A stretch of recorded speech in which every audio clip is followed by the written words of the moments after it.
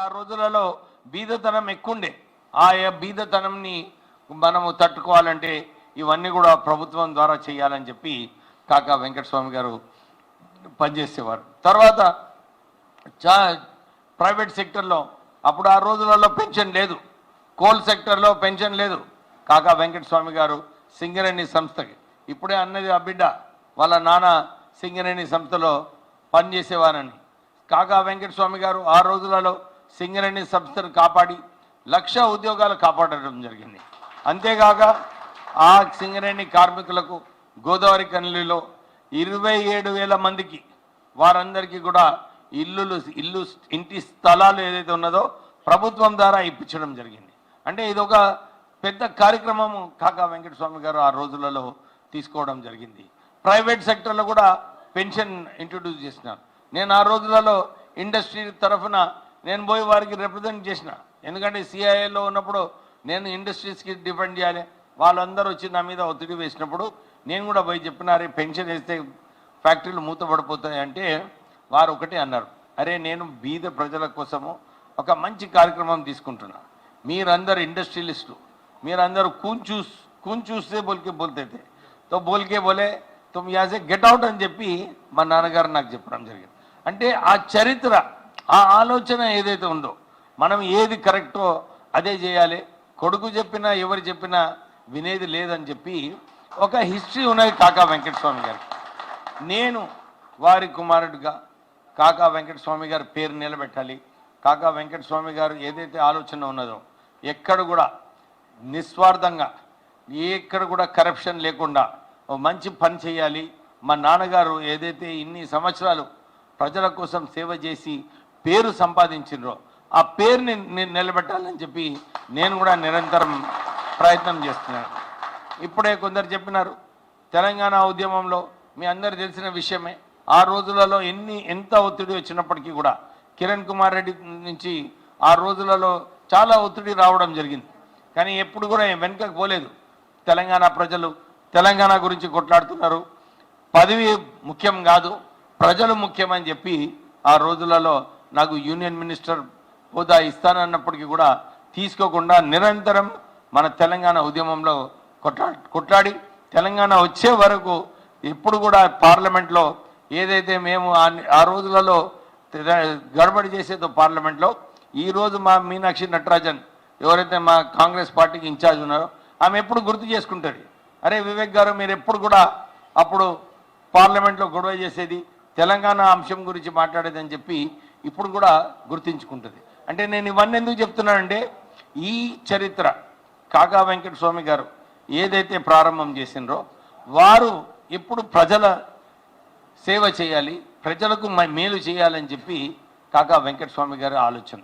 అదే ఆలోచన నేను కూడా దీన్ని ముందుకు తీసుకువెళ్ళాలి ప్రజలకు. ఇప్పుడు ఆ సోదరి చెప్పినట్టు కాకా వెంకటస్వామి గారు ఆ రోజుల్లో చెప్పిండ్రు, మీకు బిజినెస్ మంచిగా నడిచినప్పుడు మీరు ప్రజలను మర్చిపోవద్దు, మీరు వారికి చారిటబుల్ ఇన్స్టిట్యూషన్ ద్వారా సేవలు చేయాలని చెప్పి వారు నాకు ఆదేశాలు ఇవ్వడం జరిగింది. దాని ప్రకారంగానే సేవలు చేసుకుంటూ మా ట్రస్ట్ ద్వారా ఇప్పటివరకు 2,000 బోర్వెల్లు మన పెద్దపల్లి పార్లమెంట్ నియోజకవర్గంలో వేయించడం జరిగింది. 2,000 స్కూళ్ళలో కూడా ఫర్నిచర్ ఇచ్చి వాళ్ళందరూ కూడా కింద కూర్చోకుండా ఫర్నిచర్ ఇచ్చి వారు బెంచ్ల మీద కూర్చోలేగా మా విశాఖ చారిటబుల్ ట్రస్ట్ చేయడం జరిగింది. అంటే ఇవన్నీ కూడా కేవలము వారి ఆలోచనతో.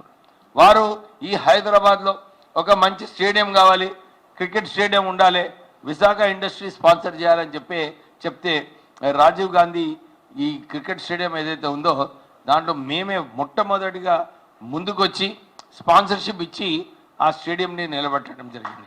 అంటే అన్ని రంగాలలో ఒక మంచి పేరు సంపాదించుకోవాలని చెప్పి మా నాన్నగారు మాకు చెప్పడం జరిగింది. ఈరోజు చాలామంది అంటుంటారు, అరే కాంగ్రెస్ పార్టీలో 3 టికెట్లు గడ్డం ఫ్యామిలీకి ఇచ్చినారు అని చెప్పి. కానీ మెయిన్ విషయం మర్చిపోతున్నారు. ఎందుకు 40 సంవత్సరాల నుంచి పెద్దపల్లి పార్లమెంట్ నియోజకవర్గంలో పెద్దపల్లి పార్లమెంట్ సీట్లో కాకా వెంకటస్వామి గారు కాంగ్రెస్ పార్టీ నుంచి 3 సార్లు గెలిచిండ్రు, నేను ఒకసారి గెలిచిన, ఇప్పుడు నా కొడుకు ఒక్కసారి గెలిచాడు. అంటే ప్రజలు వాళ్ళ ప్రేమ ఏదైతే ఉందో వాళ్ళు నిజంగానే ఈ కాకా వెంకటస్వామి గారి కుటుంబంతో నుంచి వచ్చిన వాళ్ళు వీళ్ళు ఎప్పుడు కూడా ప్రజల గురించి ఆలోచిస్తారు, వాళ్ళ గురించి ఆలోచించారని చెప్పి ఆ గొప్ప పేరు ఏదైతే కాకా వెంకటస్వామి గారు సాధించిందో అదే కొనసాగుతుంది. అదే గుర్తు పెట్టుకొని మొన్న పార్లమెంట్ ఎలక్షన్లో కూడా నార్త్ తెలంగాణలో 4 సీట్లు బీజేపీకి పోయినప్పటికీ కూడా పెద్దపల్లి పార్లమెంట్ సీట్ ఏమో కాంగ్రెస్ అభ్యర్థి వంశీ కాకా వెంకటస్వామి గారు మనవడికి గెలవడం జరిగింది. అంటే ప్రజలు కూడా వారిపైన ఏ ఆలోచన ఉన్నప్పటికీ కూడా ఎవరైతే మంచిగా పనిచేస్తారో వారిని ఎప్పుడు కూడా గుర్తుపెట్టుకుంటారు ప్రజలు. నేను కూడా చెన్నూరులో 40 సంవత్సరాల నుంచి మా అన్నగారు ఒకసారి గెలిచారు, నేను ఒకసారి గెలిచాను, లేకుంటే ఎప్పుడు కూడా అపోజిషన్ గెలిచేది.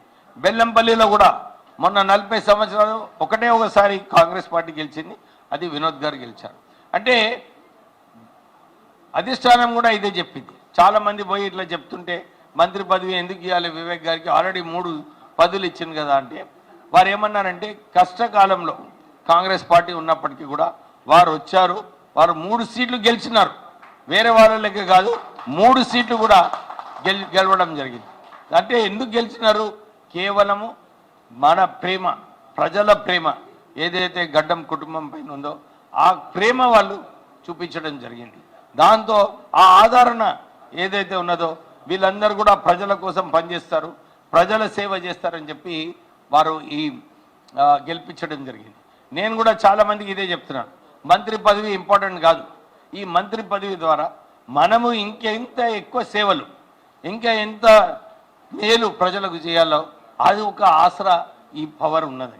సో నేను కూడా మీ అందరికీ విశ్వాసం, భరోసా ఇప్పిస్తున్నాను. నిరంతరం ప్రజల కోసం సేవ చేస్తా, నిరంతరం ప్రజల కోసము మేలు చేస్తా అని చెప్పి మీ అందరికీ విశ్వాసం ఇప్పిస్తూ మళ్ళొకసారి సత్యనారాయణ గారికి ఇంత మంచి చక్కటి కార్యక్రమం చేసినందుకు ఫస్ట్ అందరికీ కూడా క్షమాపణ చెప్పాలి. మీరు చాలా లేట్ రావడం, నేను ఎప్పుడు రోజు గంటకు ఫోన్ చేస్తాడు. నిజంగా చెప్పాలంటే మంత్రి అయిన తర్వాత కూడా గంటకు ఫోన్ చేస్తాడు. నాకు ఇవాళ పొద్దుటి నుంచి ఒక్క ఫోన్ కూడా రాలేదు. ఇప్పుడు ఫోన్ వచ్చింది, స్ట్రేట్ వచ్చేసిన నేను కూడా ఈరోజు చాలా ప్రోగ్రామ్స్ ఉండడం వల్ల లేట్ కావడం జరిగింది. మళ్ళొకసారి మీ అందరికీ క్షమాపణ చెప్తూ ఇంత చక్కటి కార్యక్రమం చేసినందుకు సత్యనారాయణ గారికి, వారి టీంకి, సిద్దికి గారికి రావడము, ఎప్పుడు కూడా సిద్దికి గారితో మాట్లాడినప్పుడు నాకు కొంచెం ఆక్సిజన్ ఇస్తుంటాడు, అడ్రినలిన్ వస్తుంది. అరే మా నాన్నగారిని గుర్తు చేసుకుంటాడు, మా నాన్నగారి గారి మేము ఇట్లా చేసేదని చెప్పి ఆ రోజులలో అని మాట్లాడతారు. అంటే ఇవన్నీ కూడా మనం మంచి విషయాలు విన్నప్పుడు మనకు కూడా ఒక మంచి గుడ్ ఫీలింగ్ వస్తుంది. ఆ గుడ్ ఫీలింగ్తోనే మనం ఇంకెక్కువ పనులు చేయొచ్చు అని చెప్పి ఆ ఆలోచనతో నేను డెఫినెట్లీ ఇంత చక్కటి కార్యక్రమం మళ్ళొకసారి వారికి అభినందనలు చెప్తూ ముగిస్తున్నాను. Thank you.